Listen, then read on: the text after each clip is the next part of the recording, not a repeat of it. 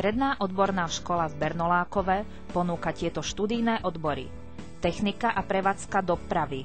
Názov školského vzdelávacieho programu je Medzinárodná cestná doprava.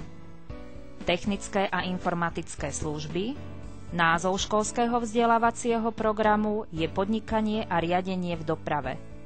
Mechanizácia pôdohospodárstva a nový študijný odbor Bioenergetika.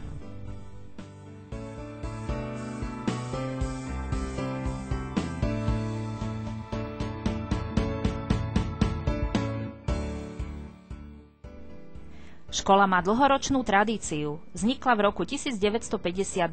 Areál predstavuje komplex budov pozostávajúcich zo starej časti, nového pavilónu, telocvične, športového areálu a dielni. Všetko sa nachádza na rozlohe 8 hektárov v parku so vzácnymi drevinami. A to sme už my, žiaci našej školy, keď ráno prichádzame na vyučovanie. Niektorí v aute, iní po svojich a spolu mierime k hlavnej bráne školy.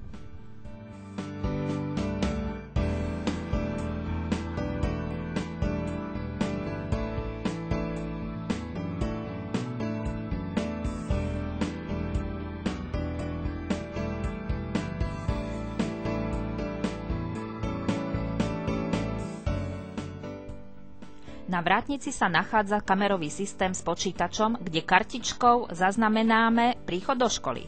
Systém slúži na evidenciu žiakov, ktorí prišli v ten deň na vyučovanie.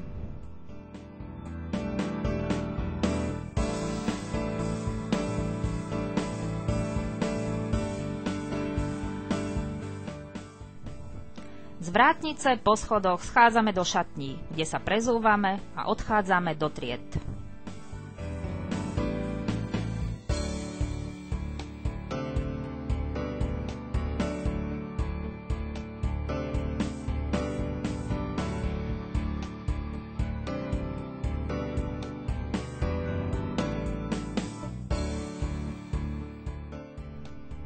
V škole sa nachádzajú klasické učebne všeobecno-vzdelávacích predmetov, písy učebne a jazykové učebne. Na chodbe pri zborovni učiteľov je nainštalovaný počítač, kde si ráno môžeme pozrieť, ktorý z učiteľov chýba, kto ho supluje a cez prestávku tu môžeme využiť internet.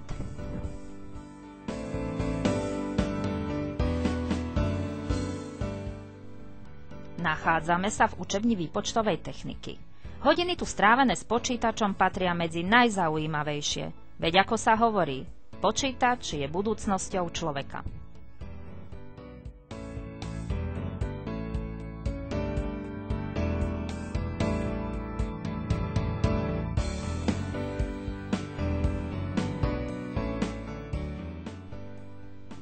Vedomosti z cudzích jazykov si prehlbujeme v špeciálnych jazykových učebniach, ktoré sa postupne vybudovali a pomáhajú nám pri výuke anglického a nemeckého jazyka.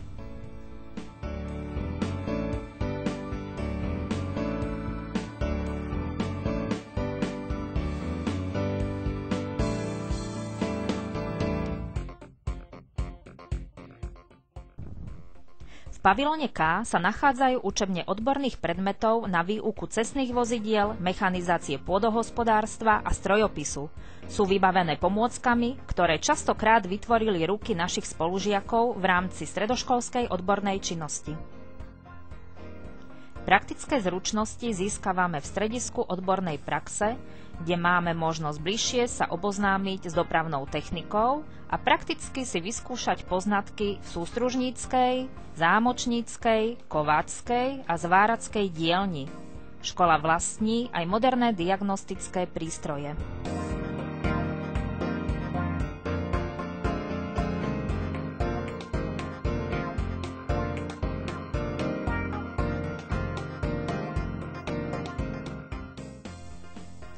A toto sú výsledky práce nás, študentov.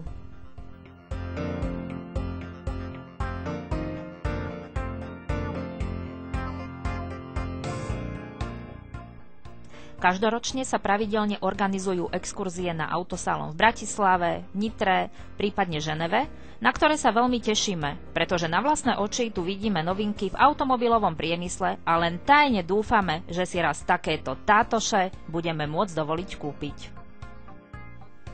Obľúbená je aj exkurzia do Tatry Kopšivnice, kde na cvičnom poligóne sa môžeme previesť na autách tejto značky.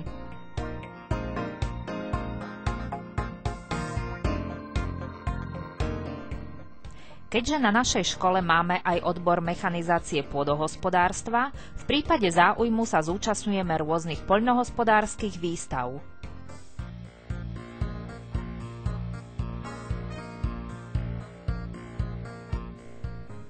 Raz do roka k nám prichádzajú príslušníci policajného zboru z útvaru rýchleho nasadenia.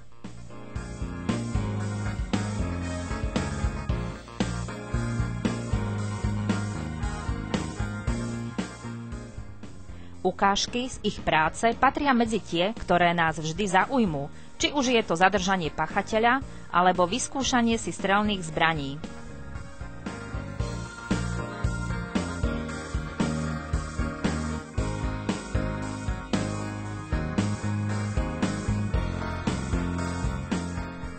Škola však nie je iba vyučovanie.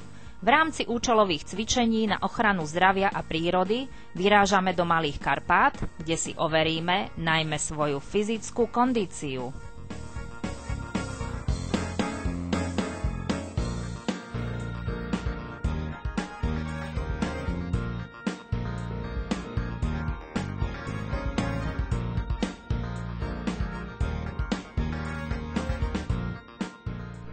V lete máme možnosť zúčastniť sa splavu na Malom Dunaji. Tu si vyskúšame hlavne svoju schopnosť žiť v symbióze s prírodou bez vymoženosti modernej doby.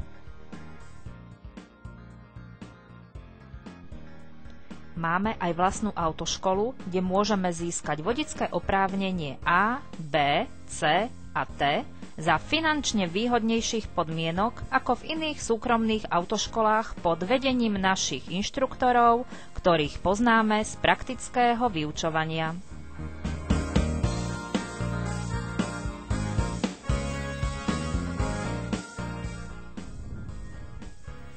A tu vidíte naše vlastné autocvičisko.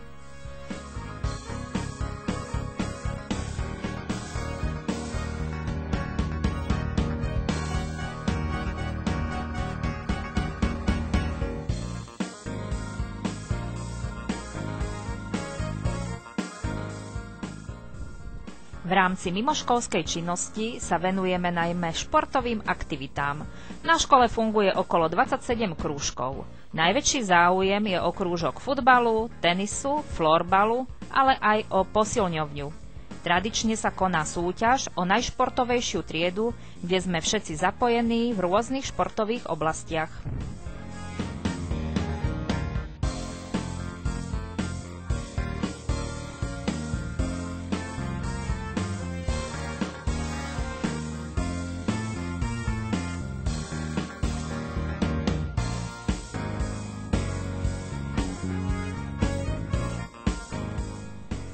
Dokonalujeme si backhand a forehand na našich tenisových kurtoch.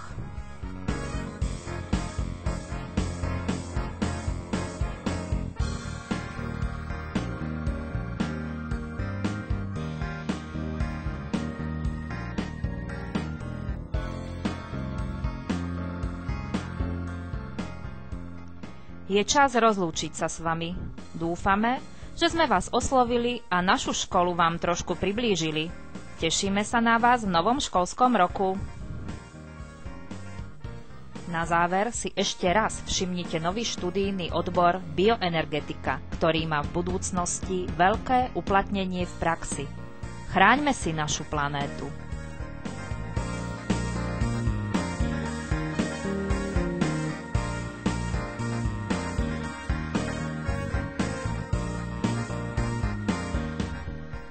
A ešte raz naše študijné odbory.